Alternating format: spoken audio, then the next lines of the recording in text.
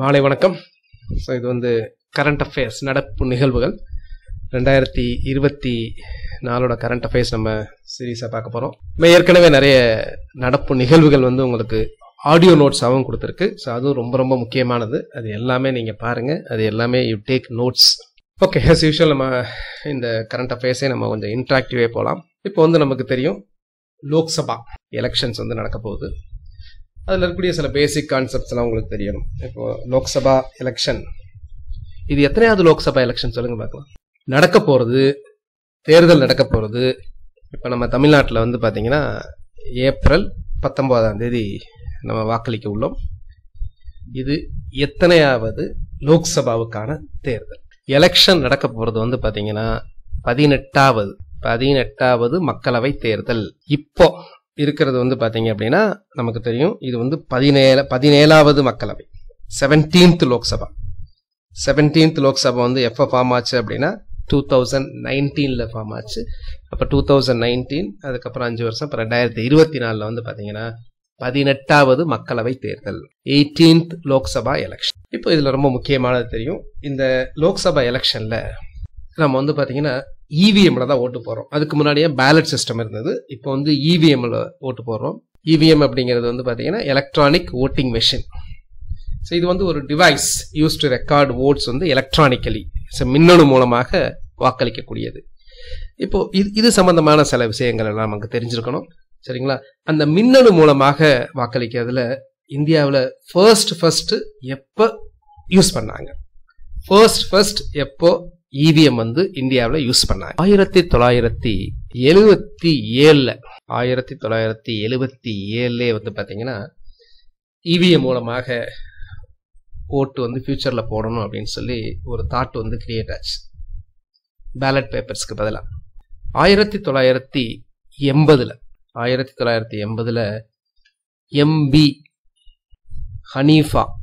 MP Hanifa வந்து first Indian voting machine அதை வந்து இன்வென்ட் பண்ணாங்க 1980.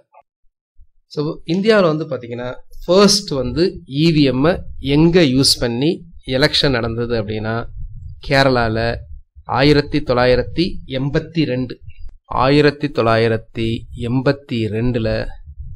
எங்கே அப்படின்னா பரவூர் அப்படிங்கிற அசம்பிளி, பரவூர் அப்படிங்கிற சட்டமன்ற தொகுதி கேரளாவில். இங்கே தான் முதலாக EVM used first time in India. அதுக்கப்புறம் 1998 இருந்து எலெக்ஷன் கமிஷன் வந்து இவிஎம் வந்து பார்த்தீங்கன்னா நிறைய யூஸ் பண்ணாங்க பேலட் மெஷின்ஸில். 2003 வந்து பார்த்தீங்கன்னா எல்லா ஸ்டேட் எலெக்ஷன்ஸ், பை எலெக்ஷன்ஸ் எல்லாமே வந்து இவிஎம் மூலமாக நடைபெற்றது 2003 இருந்து. ஃபர்ஸ்ட் லோக்சபா எலெக்ஷன் இவிஎம் மூலமாக எப்போ நடந்தது அப்படின்னு கேட்டிங்கன்னா ஃபர்ஸ்ட் ஜெனரல் எலெக்ஷன், ஃபர்ஸ்ட் மக்களவை தேர்தலுக்குரிய பொது தேர்தல், மக்களவை தேர்தல் 2004 நடந்தது தெரியுங்களா? அங்கே தான் ஃபர்ஸ்ட் வந்து பார்த்தீங்கன்னா இவிஎம் வந்து யூஸ் பண்ணாங்க அந்த லோக்சபா தொகுதி, எல்லா லோக்சபா தொகுதிகளிலும் 2004. இப்போ இவிஎம் சம்பந்தப்பட்ட சில விஷயங்களை பார்க்கலாம். உங்களோட சில கேள்விகளை கேட்குறேன், உங்களுக்கு தெரிஞ்சதை வந்து ரீகால் பண்ணி பாருங்க, ஆன்சர் பண்ண முடியுதான்னு யோசிச்சு பாருங்க. What is the maximum number of candidates? ஒரு எலக்ட்ரானிக் ஓட்டிங் மெஷின்ஸ் அதில் வந்து அதிகபட்சம் எத்தனை கேண்டிடேட்ஸ் இருந்தால் எலக்ட்ரானிக் ஓட்டிங் மெஷினை பயன்படுத்தலாம்? கேண்டிடேட்ஸ் அப்படிங்கிறது வந்து பார்த்தீங்கன்னா போட்டிடுறவங்க, வேட்பாளர்கள். எத்தனை அதிகபட்சம் இருந்தாங்கன்னா இவிஎம்ஐ யூஸ் பண்ணலாம், அதுக்கு மேலே போச்சு அப்படின்னா இவிஎம்ஐ யூஸ் பண்ண முடியாது. கெஸ் பண்ணியாச்சா? ஸோ ஆன்சர் வந்து பார்த்தீங்க அப்படின்னா 64 பேர். ஸோ ஒரு தொகுதியில் 64 பேர் வரைக்கும் போட்டிட்டாங்க அப்படின்னா எலக்ட்ரானிக் ஓட்டிங் மெஷின், மின்னணு வாக்குப்பதிவு வந்து யூஸ் பண்ண முடியும். 64 பேருக்கு மேலே கான்டெஸ்ட் பண்ணாங்கன்னா அங்கே எலக்ட்ரானிக் ஓட்டிங் மெஷினை யூஸ் பண்ண முடியாது. ஸோ இந்த மாதிரி ஏதாவது சுச்சுவேஷன் வந்ததா அப்படின்னா வந்தது. அதற்கு எங்கே தான் எது ஃபேமஸ் அப்படின்னா தமிழ்நாட்டில் 1996 வருடம், தமிழ்நாட்டில் 1996 வருடம் மொடக்குறிச்சியில் வந்து பார்த்தீங்கன்னா மொடக்குறிச்சி சட்டமன்ற தொகுதியில் 1033 கேண்டிடேட்ஸ் வந்து கான்டெஸ்ட் பண்ணாங்க. 33 பேர் வந்து வேட்புமனு தாக்கல் செய்தாங்க. எதற்காக அப்படின்னா அங்க வந்து பாத்தீங்கன்னா விவசாயிகள் பிரச்சனைகள் இருந்தது, அதை சால்வ் பண்ணணும், இது வந்து மீடியா மூலமாக எல்லாருக்கும் ஒரு அட்டென்ஷன் ஆகணும் அப்படிங்கிறதுக்காக 1033 கேண்டிடேட்ஸ் வந்து பாத்தீங்கன்னா அந்த மொடக்குறிச்சி எலெக்ஷன்ல வந்து கண்டெஸ்ட் பண்ணாங்க. அதுல கிட்டத்தட்ட 1030 பேருக்கு, 3 பேரை தவிர மொத்தம் 1030 பேருக்கு வந்து டெபாசிட் போனது அப்படிங்கிறது அது வேற கதை. ஸோ அப்போ 1033 அப்படின்னு சொல்லும்போது அந்த மொடக்குறிச்சியில 1996 என்ன பண்ணாங்க அப்படின்னா அப்போ வந்து பாத்தீங்கன்னா உங்களுக்கு பேப்பர் பேலட் தான் நடந்தது. அப்போ வந்து பாத்தீங்கன்னா ஒரு அந்த இதுல வந்து பாத்தீங்கன்னா இது வந்து ஒரு ரெக்கார்ட். ஏன்னா அந்த அங்க ஓட்டு போட்டவங்க நீங்க கேட்டீங்கன்னா சொல்லுவாங்க, கிட்டத்தட்ட நியூஸ் பேப்பர் இருக்குல்ல, நியூஸ் பேப்பர் இருக்கிற வரைக்கும் அந்த மாதிரி நிறைய மடிச்சிருந்தாங்க. 1033 பேர் கேண்டிடேட்ஸ், அவங்க போட்டோ இதெல்லாம் வரணும்னா பார்த்து. ஸோ அந்த அளவுக்கு இருந்தது. எங்கன்னா மொடக்குறிச்சி. மொடக்குறிச்சி எங்க இருக்கு அப்படின்னா மொடக்குறிச்சி வந்து ஈரோடு மாவட்டத்தில் உள்ளது. ஈரோடு மாவட்டத்தில். ஸோ மொடக்குறிச்சி வந்து ஈரோடு மாவட்டம். ரைட். இப்போ எலக்ட்ரானிக் ஓட்டிங் மெஷின்ல ஒரு எலக்ட்ரானிக் ஓட்டிங் மெஷின்ல மேக்சிமம் எவ்வளவு ஓட்ஸ் போடலாம், எவ்வளவு ஓட்ஸ் போடலாம் அப்படின்னா 2006க்கு முன்னால 2006க்கு முன்னாடி இருக்கிற இவிஎம்ல வந்து பாத்தீங்கன்னா 3840 ஓட்ஸ் போடலாம். 3840 ஓட்டுகள் போடலாம். ஆனா 2006க்கு அப்புறம் பிறகு இப்போ வந்து பாத்தீங்க அப்படின்னா இருக்கிற மெஷின்ல அதிகபட்சம் ஒரு எலக்ட்ரானிக் ஓட்டிங் மெஷின்ல 2000 ஓட்டு போடலாம். நார்மலா ஒரு எலக்ட்ரானிக் ஓட்டிங் மெஷின் அப்படின்னா நீங்க சொல்ற பூத்துல ஒரு ரூம் இருக்கும்ல, ஒரு வகுப்பறை மாதிரி இருக்கும். அந்த வகுப்பறையில தான் இது நடத்துவாங்க. அதுல இருக்கிற அந்த ஓட்டிங் மெஷின்ல 2000. ஸோ அந்த அளவுக்கு வந்து அதுக்குள்ளதான் இருப்பாங்க. அந்த ஓட்டு போடுறவங்க எல்லாம் பாத்தீங்கன்னா வாக்காளர்கள்லாம் 2000க்குள்ளதான் இருக்கும், அதுக்கு மேல போகவே போகாது. So the electronic voting machine இப்போ used by the Election Commission of India can record a maximum of 2000 votes. அதிகபட்சம் 2000 ஓட்டு வந்து போடலாம். இந்த எலக்ட்ரானிக் ஓட்டிங் மெஷினை வந்து யார் மேனுஃபேக்சர் பண்றா அப்படின்னா BEL அப்படிங்கிற organisation. BEL Bharat electronics limited எங்க இருக்கு? பெங்களூர்ல இருக்கு. இது மினிஸ்ட்ரி ஆஃப் டிஃபென்ஸ் கீழே வரக்கூடியது, பாதுகாப்புத்துறை அமைச்சகத்துக்கு கீழே வரக்கூடியது. Bharat electronic limited Bangalore. அதே மாதிரி ECIL BEL எழுதிக்கங்க, பாரத் எலக்ட்ரானிக்ஸ் லிமிடெட். ECILங்கிறது electronic corporation of India limited. இது எங்க இருக்கு அப்படின்னா இது வந்து ஹைதராபாத்ல இருக்கு. இது எங்க இருக்கு அப்படின்னா இது வந்து பெங்களூர்ல இருக்கு. BEL. இந்த ECIL வந்து எதற்கு கீழே வருது அப்படின்னா டிபார்ட்மெண்ட் ஆஃப் அட்டாமிக் எனர்ஜி கீழே வருது. டிபார்ட்மெண்ட் ஆஃப் அட்டாமிக் எனர்ஜி அணுசக்தி துறைக்கு கீழே வருது. BEL வந்து பாதுகாப்புத்துறை கீழே வருகிறது. ஸோ இவங்க தான் வந்து பாத்தீங்கன்னா இதை உருவாக்குகிறார்கள். இப்போ உங்களுக்கு ஒரு இஷ்யூ இருக்கு அப்படின்னா என்ன இஷ்யூ அப்படின்னா எலக்ட்ரானிக் ஓட்டிங் மெஷின் இந்த EVMல வந்து பாத்தீங்கன்னா EVM டேம்பர் பண்ண முடியுமா?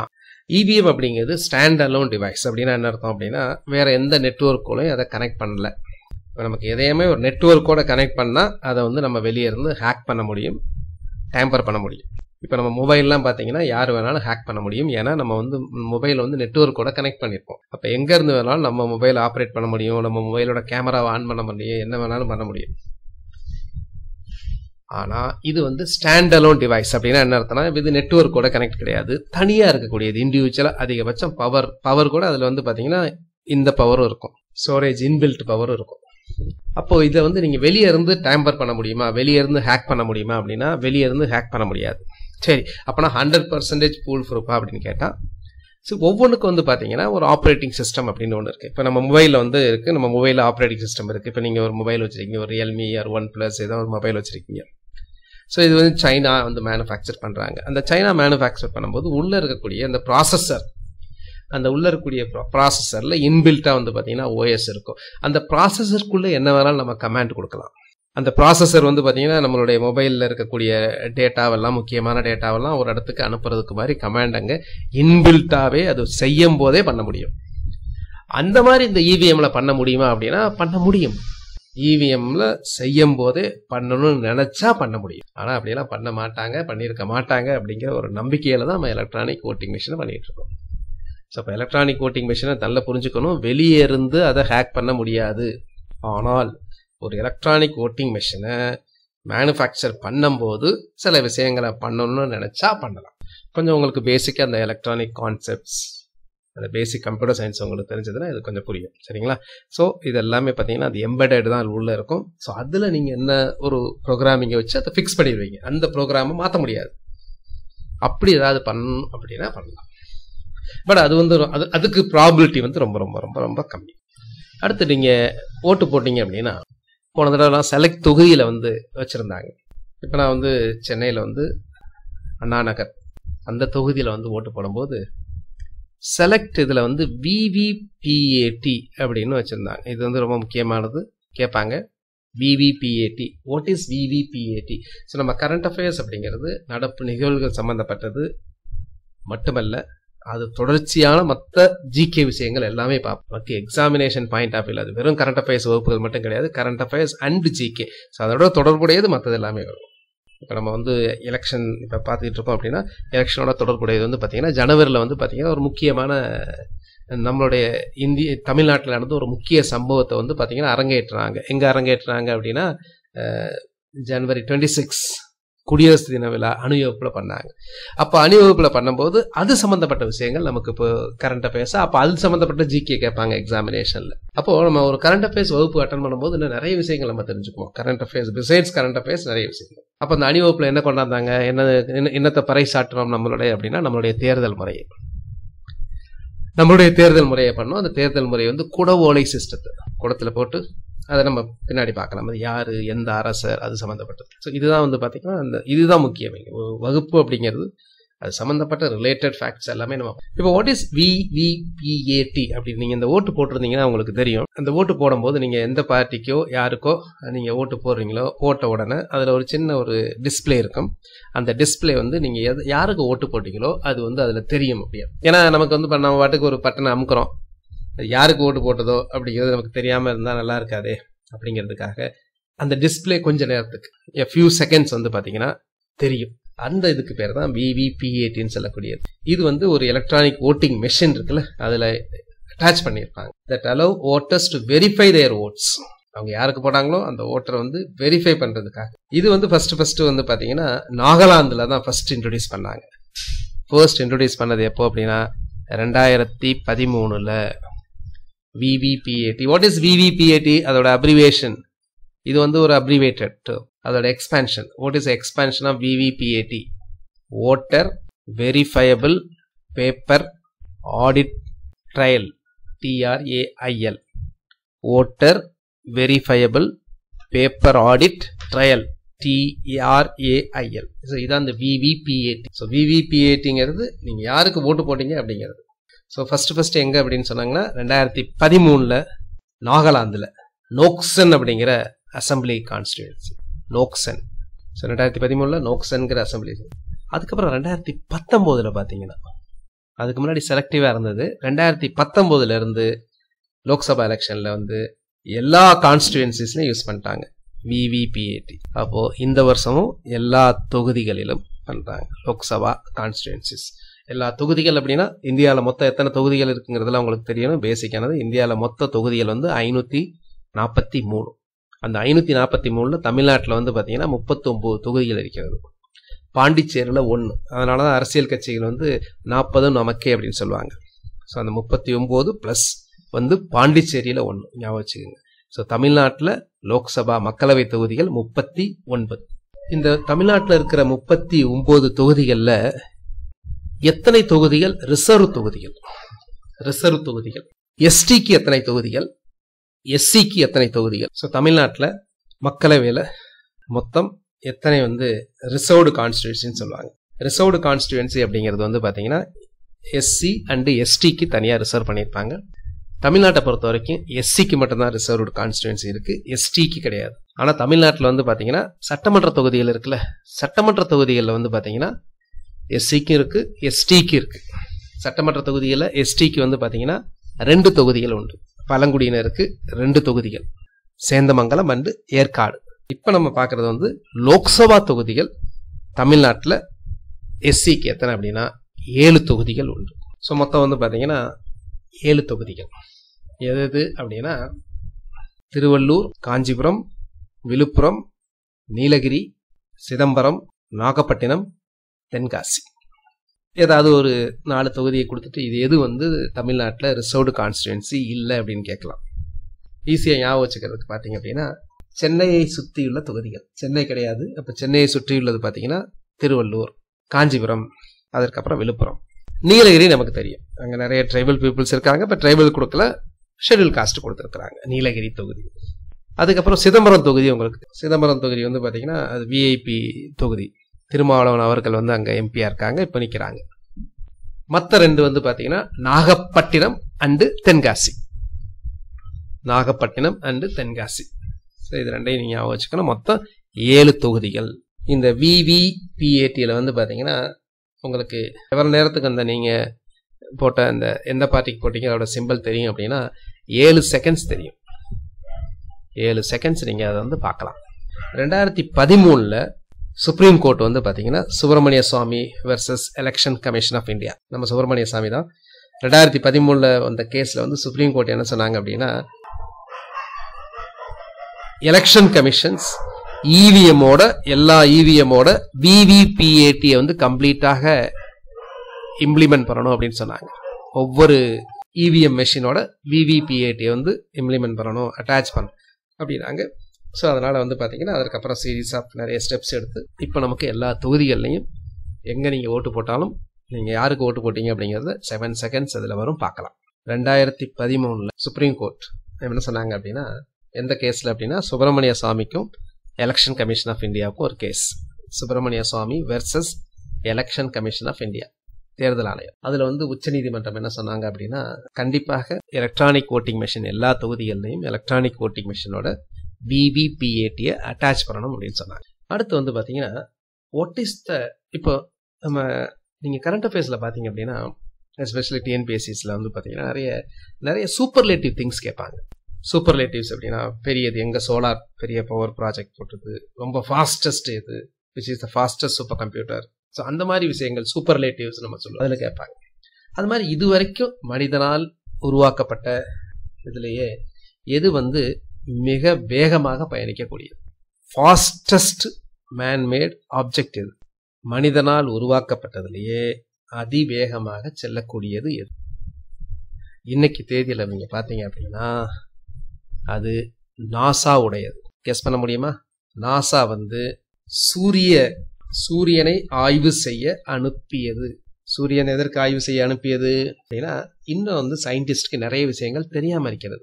நிறைய சயின்ஸ்க்கு நிறைய விஷயங்கள் ரொம்ப பசில் அப்படின்னு சொல்லுவாங்க, புதிராக உள்ளது. எஸ்பெஷலி வந்து பார்த்தீங்கன்னா சூரியனை பொறுத்த வரைக்கும் சூரியனோட மேல் பாகத்துக்கு பேர் வந்து போட்டோஸ்பியர் அப்படின்னு சொல்லுவாங்க. அந்த போட்டோஸ்பியரோட ஆவரேஜ் டெம்பரேச்சர் நீங்கள் பார்த்தீங்கன்னா புக்கில் 5000 or 6000 சென்டிகிரேட் போட்டிருப்பாங்க. ஆனால் சூரியன்லேயே வளிமண்டலம் இருக்கிறது, அட்மாஸ்பியரில் இருக்குது. அதுக்கு பேர் வந்து பார்த்தீங்கன்னா கொரோனா அப்படின்னு சொல்லுவோம், CORONA.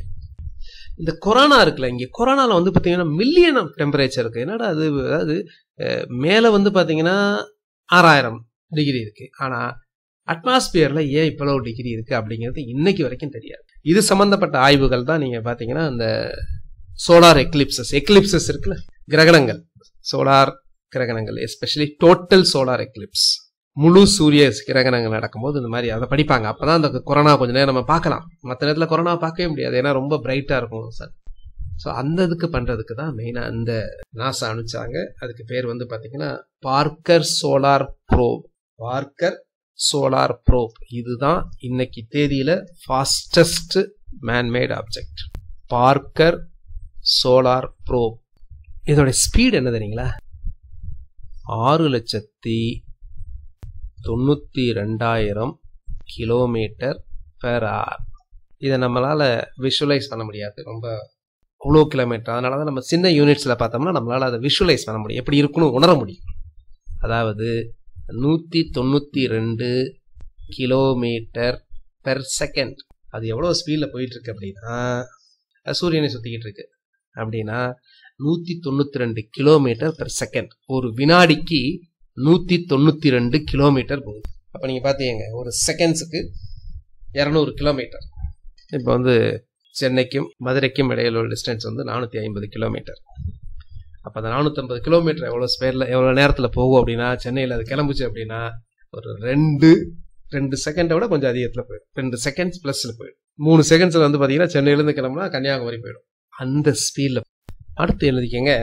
அடுத்து என்ன அப்படின்னா, which is the most distance human mat object from the earth. பூமியில இருந்து மனிதனால் உருவாக்கப்பட்டதுல அதிக தொலைவு சென்றது எது அப்படின்னா, இன்னைக்கு தேதியில 2024 எது அப்படின்னா வாயேஜர் 1 கிட்டத்தட்ட 20 பில்லியன் கிலோமீட்டர்ஸ். ஒரு பில்லியன்னா என்னது? பில்லியன்னா 10⁻⁹. ஒரு பில்லியன் அப்படின்னா 100 கோடி. அப்போ 20 பில்லியன் கிலோமீட்டர்ஸ் அப்படின்னா 20 × 100 கோடி. 20 × 100 கோடி அப்படின்னா எவ்வளவு? 2000 கோடி கிலோமீட்டர் தொலைவில் இருக்கு, போயிட்டு இருக்கு வாயேஜர். ஸ்பீடாக போகுது. ஸ்பீட்னா 17 km/s ஸ்பீடில் போகுது. பட் நம்ம பார்த்தோம்ல, இது வந்து பார்த்தீங்கன்னா நாசாவோட பார்க்கர் சோலார் ப்ளப் வந்து 192 km/s போகுது. பட் இது வந்து லைட்டோட ஸ்பீடில் கம்பேர் பண்ணும்போது ரொம்ப கம்மி தான். லைட்டோட ஸ்பீடு என்ன அப்படின்னா 3 லட்சம் km/s. வினாடிக்கு 3 லட்சம் கிலோமீட்டர். அதை கம்பேர் பண்ணும்போது பார்க்கர் சோலார் ப்ளப் வந்து ரொம்ப மெதுவாக போகுதுன்னு அர்த்தம். ஸோ நம்ம வந்து டீட்டெயில்டாக கரண்ட் அஃபேர்ஸ் நம்ம பார்க்க போகிறோம், வரிசையாக பார்த்துக்கிட்டே இருக்கோம். இதில் வந்து பார்த்தீங்கன்னா கலைஞர் விளையாட்டு உபகரணங்கள் அப்படிங்கிற ஒரு திட்டம். கலைஞர் விளையாட்டு உபகரணங்கள், கலைஞர் ஸ்போர்ட்ஸ் கிட். இந்த கலைஞர் ஸ்போர்ட்ஸ் கிட் வந்து எப்போ தொடங்கப்பட்டது? நிறைய விஷயங்கள், நிறைய இந்த முக்கியமான திட்டங்கள்லாம் இருக்குல்ல, இதெல்லாம் எக்ஸாம்ஸில் நீங்கள் பார்த்தீங்கன்னா தெரியும். ப்ரீவியஸ் இயர் கொஸ்டின்ஸ்லாம் எடுத்து பார்த்தீங்கன்னா தெரியும். எப்போ தொடங்கப்பட்டது, எங்கு தொடங்கப்பட்டது, அதெல்லாம் கேட்பாங்க. கலைஞர் விளையாட்டு உபகரணங்கள் இது February 7, 2024 திருச்சியில் தொடங்கி வைக்கப்பட்டது. அதாவது 12,000 கிராம ஊராட்சிகளுக்கு விளையாட்டு உபகரணங்களை வழங்கக்கூடிய திட்டம். கலைஞர் ஸ்போர்ட்ஸ் கிட் இங்கிலீஷ்ல, கலைஞர் விளையாட்டு உபகரணங்கள் தமிழ். அடுத்து வடகிழக்கு இந்தியா. எப்பவுமே பார்த்தீங்கன்னா வடகிழக்கு இந்தியா வந்து பார்த்தீங்கன்னா நம்ம மெயின் ஸ்ட்ரீம்ல இருந்து கொஞ்சம் விலகி இருக்கும். அந்த வடகிழக்கு இந்தியாவோட முதல் இயற்கை மருத்துவமனை, அதாவது நேச்சுரோபதின்னு சொல்லுவாங்கல்ல, ஃபர்ஸ்ட் நேச்சுரோபதி வந்து எங்கு வந்து ஆரம்பிக்கப்பட்டது? யார் பண்ணுவா அப்படின்னா ஆயுஷ் அவர்கள் பண்ணுவாங்க. ஆயுஷ், நீங்க ஆயுஷ் கேள்விப்பட்டிருப்பீங்க. AYUSH. ஆயுஷ் அப்படிங்கிறது ஒரு துறை. இந்த ஆயுஷ் அப்படிங்கிற அந்த பேரே வந்து பார்த்தீங்கன்னா அது ஒரு அக்ரானிம். அக்ரானிம் அப்படின்னா என்ன அர்த்தம் அப்படின்னா, எந்த அப்ரிவேஷனை வந்து நம்ம வேர்டாக ப்ரொனவுன்ஸ் பண்ண முடியுமோ அதுக்கு பேர் அப்ரிவேஷன். இப்போ LTTங்கிறது அப்ரிவேஷன் கிடையாது, அது இது அக்ரானிம் கிடையாது, அது ஜஸ்ட் அன் அப்ரிவேஷன். இதே NASA அப்படின்னா நாசான்னு சொல்கிறோம். ஸோ அது வந்து அக்ரானிம். இஸ்ரோன்னு ஒரு வார்த்தையில் சொல்கிறோம். இஸ்ரோ அப்படிங்கிறது ஒரு அக்ரானிம். நீட் எக்ஸாமினேஷன்ஸ் அது ஒரு அக்ரானிம். IIT அது அப்ரிவேஷன் தான், அது அக்ரானிம் கிடையாது. எந்த அப்ரிவேஷனை வார்த்தையாக சொல்கிறோமோ அதுக்கு பேர் அக்ரானிம். இப்போ இந்த ஆயுஷ் அப்படிங்கிற அக்ரானிம் அப்படிங்கிறதுக்கு ஒவ்வொன்றுக்கும் ஒரு இது இருக்கு தெரியுங்களா? ஏனா என்ன தெரியுங்களா?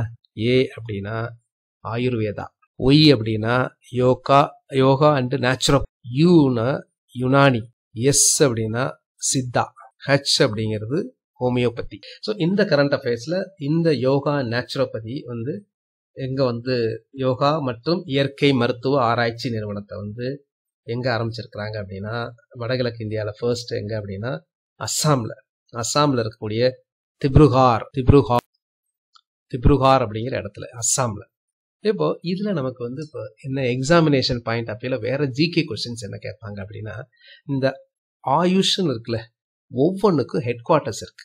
Ayurveda, yoga, Unani, Siddha and homeopathy. அதுல முக்கியமா இந்த ஹோமியோபதியை பத்தி ஒரு கொஸ்டின்ஸ் கேட்பாங்க. அப்படிங்கிறது இந்த ஹோமியோபதியை வந்து ஹோமியோபதி வந்து யார் அப்படின்னா சாமுவல் ஹான்மேன் அப்படின்னு சொல்லுவாங்க. Samuel Hahnemann. So headquarters பார்த்தீங்கன்னா நேஷனல் இன்ஸ்டியூட் ஆஃப் ஆயுர்வேதா, அது வந்து ஜெய்ப்பூர். அடுத்து நேஷனல் இன்ஸ்டியூட் ஆஃப் யோகா, அதாவது Morarji Desai national institute of yoga, அது வந்து டெல்லி, நியூ டெல்லி. அடுத்து நேஷனல் இன்ஸ்டியூட் ஆஃப் யுனானி வந்து பார்த்தீங்கன்னா Bangalore. National institute of Siddha வந்து Chennai. National institute of homeopathy வந்து பார்த்தீங்கன்னா கொல்கட்டா. தேசிய சித்த மருத்துவ நிறுவனம் எங்க இருக்கு அப்படின்னா தாம்பரம் சானட்டோரியம்னு சொல்லுவாங்க, சென்னையில் இருக்கு.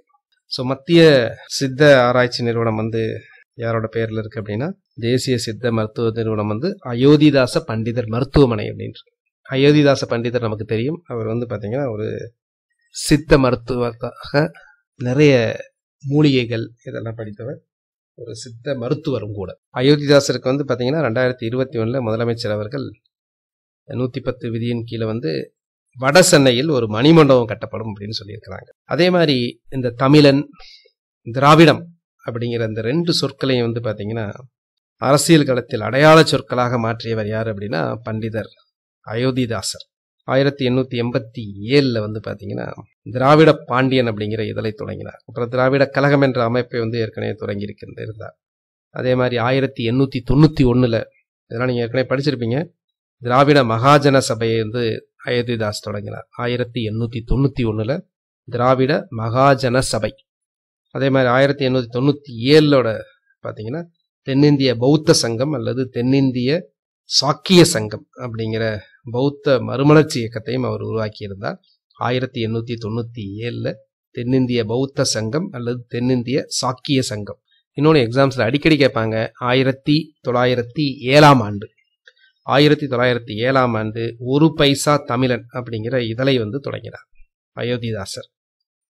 ஒரு பைசா தமிழன் அப்படிங்கிற இதழை கேட்பாங்க 1907. அதே மாதிரி வாசகர்கள் வந்து ஒரு பைசா தமிழன் அப்படிங்கிற வார்த்தை சரியானது அல்ல அப்படின்னு சொன்னதுனால 1908 வந்து அந்த பெயரை மாற்றி தமிழன் அப்படின்னு பெயர் மாற்ற வைத்தார். தமிழன் குருவின் மீதோட பக்தியால தான் அவருடைய பெயரை வந்து பார்த்தீங்கன்னா அயோத்திதாசர் அப்படின்னு நடத்தி கொண்டார். அவர் அயோத்திதாச பண்டிதர் என்பவரிடம் வந்து வட சென்னையில் வந்து மருத்துவம், இலக்கியம், இலக்கணம், சமஸ்கிருதம், சோதிடம் அதெல்லாம் கற்றுக்கிட்டார். அவருடைய இயற்பெயர் வந்து காத்தவராயன். 1845 தென்னிந்திய சமூக சீர்திருத்தத்தின் தந்தை என்று வர்ணிக்கப்படுபவர் அயோத்திதாசர்.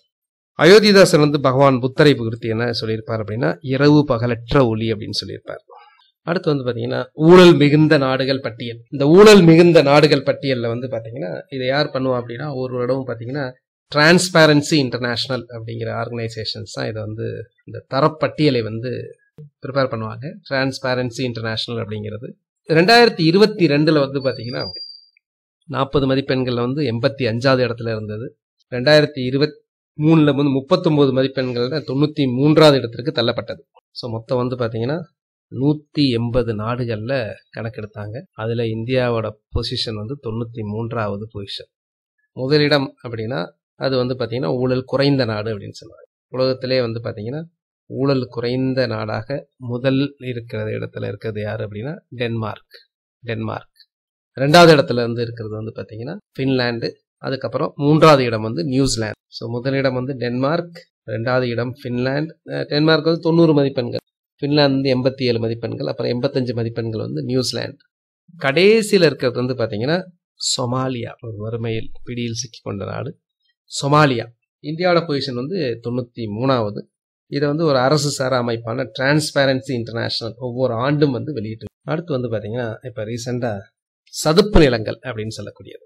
இந்த சதுப்பு நிலங்கள் அப்படின்னா ராம்சார் அப்படிங்கிறது நமக்கு ஞாபகம் வரும். இந்த ராம்சாருங்கிற இடம் எங்கே இருக்கு? ராம்சார் கன்வென்ஷன், இது ஈரானில் உள்ள இடம். இந்த அந்த ராம்சார் பட்டியல்ல இப்போ 5 இடங்கள் வந்து புதிதாக சேர்க்கப்பட்டது. இந்தியாவின் புதிய ராம்சார் சதுப்பு நிலங்கள் இப்போ 5 சேர்த்ததுனால இப்போ மொத்தம் எத்தனை இருக்கு அப்படின்னா இந்தியாவில் 80 இருக்கு. அந்த இந்தியாவில் இருக்கக்கூடிய 80 சதுப்பு நிலங்கள்ல தமிழ்நாட்டில் தான் மிக அதிகமாக இருக்கிறது. தமிழ்நாட்டில் மட்டுமே எத்தனை இருக்கு அப்படின்னா 16 இருக்கு. 80ல் 16, இந்தியாவில் 80, தமிழ்நாட்டில் மட்டும் 16 இருக்கு. இப்போ புதிதாக 2 சேர்த்தாங்க. அந்த புதிதாக 2 சேர்த்தது என்ன? இந்த ராம்சார் ஒப்பந்தம் அப்படிங்கிறது எப்போ பண்ணது அப்படின்னா 1971 பண்ண ஒப்பந்தம். 1971. இது ஈரானில் இருக்கக்கூடிய ஒரு இடம். அதனால அந்த ஒப்பந்தத்துக்கு அங்கே கையெழுத்தானதுனால அதுக்கு பேர் வந்து ராம்சார் உடன்படிக்கை அப்படின்னு சொல்லுவாங்க. ராம்சார் உடன்படிக்கைங்கிறது ஒன்றும் கிடையாது, சதுப்பு நிலங்களை பாதுகாக்க வேண்டும், அதை பயன்மிகு முறையில் பயன்படுத்துவதற்கான ஒரு சர்வதேச ஒப்பந்தம். இப்போ இந்த 5 புதிதாக சேர்த்ததுலேயே தமிழ்நாட்டில் இருந்து 2, இந்த தமிழ்நாட்டில் இருந்து 2 என்னங்கிறது ரொம்ப முக்கியம். ஒன்று வந்து பார்த்தீங்கன்னா கரைவெட்டி பறவைகள் சரணாலயம். அடுத்து வந்து பார்த்தீங்கன்னா லாங்வுட் சோலை காப்பு காடு. கரைவெட்டி பறவைகள் சரணாலயம் தமிழ்நாட்டில் எந்த மாவட்டத்தில் இருக்கு சொல்லுங்க பார்க்கலாம்? அடுத்து வந்து பார்த்தீங்கன்னா லாங்வுட், சோளா காடுகள் அப்படின்னு சொல்லுவாங்க தெரியுங்களா, அந்த காப்பு காடு, ரிசர்வ் ஃபாரஸ்ட். கரைவெட்டி அப்படிங்கிற பறவை சரணாலயம் எங்க இருக்கு அப்படின்னா அரியலூர் மாவட்டத்தில் உள்ளது. அரியலூர் மாவட்டம். இந்த சதுப்பு நிலம் அப்படிங்கிறது இப்போ நீங்க சென்னையில பாருங்க, சென்னையில வந்து பாத்தீங்கன்னா சதுப்பு நிலம் எங்க இருக்கு அப்படின்னா பள்ளிக்கரணையில இருக்கிறது. இந்த சதுப்பு நிலங்கள் வந்து பாத்தீங்கன்னா என்னன்னா வாட்டர் எல்லாம் நிறைய பிடிச்சி வச்சுக்கும். நீங்க எவ்வளவு பஞ்சு மாதிரிங்க அது தண்ணியை வந்து நிறைய தேக்கி வச்சுக்கும். அந்த சதுப்பு நிலம் தான் நிலத்தடி நீர்மட்டம் உயர முக்கிய காரணமாக. அது மட்டும் கிடையாது, நிறைய பயோடைவர்சிட்டி, நிறைய பல்லுயிர் பெருகும். இங்க நிறைய தாவரங்கள் மற்றும் விலங்கினங்கள் இருப்பிடமாக செயல்படுகிறது. ஏற்கனவே தமிழ்நாடு வந்து பாத்தீங்கன்னா சதுப்பு நிலங்கள் இயக்கம் அப்படின்னு ஒரு திட்டத்தை வந்து தமிழ்நாடு அரசு ஏற்கனவே செயல்படுத்தி வருகிறது. ஸோ லாங்வுட் சோலை காப்பு காடு அது வந்து நீலகிரி மாவட்டத்தில் உள்ளது. ராதா ரொதூரி யார்? ராதா ரொதூரி அப்படிங்கிறவங்க உத்தரகாண்ட் மாநிலத்தின் முதல் பெண் தலைமைச் செயலராக நியமிக்கப்பட்டிருக்காங்க. உத்தரகாண்ட் மாநிலத்தோட ஃபர்ஸ்ட் விமன் சீஃப் செக்ரட்டரி. தமிழ்நாட்டோட ஃபர்ஸ்ட் விமன் சீஃப் செக்ரட்டரி. ஏன்னா தமிழ்நாடு அப்படிங்கிறதுனால நிர்வாகம் அப்படிங்கிறதுனால அது வரும் கேட்பாங்க. தமிழ்நாட்டோட ஃபர்ஸ்ட் உமன் சீஃப் செக்ரட்டரி யார் அப்படின்னா 2002 வந்து அப்போ சிஎம் வந்து ஜெயலலிதா அவங்க அப்பாயின் பண்ணாங்க. யார் அப்படின்னா லக்ஷ்மி பிரணேஷ். அது மாதிரி ஃபர்ஸ்ட் உமன் டிஜிபி. உங்களுக்கு தெரியும் ஐஏஎஸ்ல வந்து பாத்தீங்கன்னா ஒரு ஸ்டேட்ல வந்து டாப் மோஸ்ட் போஸ்ட் வந்து ஐஏஎஸ்ல வந்து பாத்தீங்கன்னா சீஃப் செக்ரட்டரி, தலைமைச் செயலர். அதே மாதிரி வந்து ஐபிஎஸ்ல வந்து பாத்தீங்க அப்படின்னா director general of police, DGP. அது மாதிரி தமிழ்நாட்டோட ஃபர்ஸ்ட் உமன் டிஜிபி யாரு அப்படின்னா 2010 லத்திகா சரண் அப்படின்னு சொல்லுவாங்க. LETIKASARAN, லத்திகா சரண். சீபோட் என்றால் என்ன? C-BOT. இதை யாரு உருவாக்குனா அப்படின்னா CSIR, council of scientific and industrial research, NIO. இது வந்து ஒன்றும் கிடையாதுங்க, பவளப்பாறையை கண்காணிக்கும் ஒரு எந்திரம், ஒரு ரோபோ. கடற்கடியில பவளப்பாறைகள் இருக்குல்ல, கோரல் ரீஃப்ஸ். அந்த கோரல் ரீஃப்ஸை வந்து பார்த்தீங்கன்னா சூப்பர்வைஸ் பண்ணக்கூடியது, அதை வந்து வாட்ச் பண்ணக்கூடியது. அதுக்கு ஏதாவது பாதிப்பு, ஏன்னா கோரல் ரீஃப் அப்படிங்கிறது வந்து பார்த்தீங்கன்னா அதிகமாக பயோடைவர்சிட்டி அதிகமாக உள்ளது. இது வந்து கோவாவை சேர்ந்த CSIR, இந்த தேசிய பெருங்கடலியல் நிறுவனம், நேஷனல் இன்ஸ்டிடியூட் ஆஃப் ஓஷனோகிராஃபி, அதான் NIO, national institute of oceanography, தேசிய பெருங்கடலியல் நிறுவனம் வந்து இந்த களத்தை வந்து அறிமுகப்படுத்தி உள்ளது. சீபோட் கேட்கலாம். What is சீபோட்? எதனுடன் தொடர்புடையது அப்படின்னா அது பவளப்பாறையுடன் தொடர்புடையது. பவளப்பாறையை ஸ்டடி பண்றதுக்காக, அதை கண்காணிப்பதற்காக. இந்த பவளப்பாறை அப்படின்னு சொல்லும் போது எக்ஸாம்ஸ்ல ஒரு கொஸ்டின்ஸ் கேட்பாங்க, உயிரியல் சொர்க்கம் என்று அழைக்கப்படுவது எதுன்னு கேட்பாங்க. Which is called biological Paradise. Biological Paradise என்று அழைக்கப்படுவது எதுன்னு கேட்டாங்கன்னா மன்னார் வளைகுடா தான் பயாலஜிக்கல் பாரடைஸ் என்று அழைக்கப்படுகிறது. மன்னார் வளைகுடா பயாலஜிக்கல் பாரடைஸ் என்று அழைக்கப்படுகிறது. Neuralink. What is Neuralink? Neuralink என்றால் என்ன? நியூராலிங்க்னா ஒன்றும் கிடையாது, மனித மூளையில வந்து ஒரு கணினி, ஒரு கம்ப்யூட்டர் சிப்பை வந்து பதித்து சாதனை படைச்ச ஒரு நிறுவனம் தான் நியூரோலிங்க். இந்த நியூரோலிங்க்ங்கிறது 2016 ஆரம்பிக்கப்பட்ட ஒரு நிறுவனம். எலான் மஸ்கும் இன்னும் நிறைய சயின்டிஸ்ட்லாம் சேர்ந்து இதை ஆரம்பிச்சாங்க.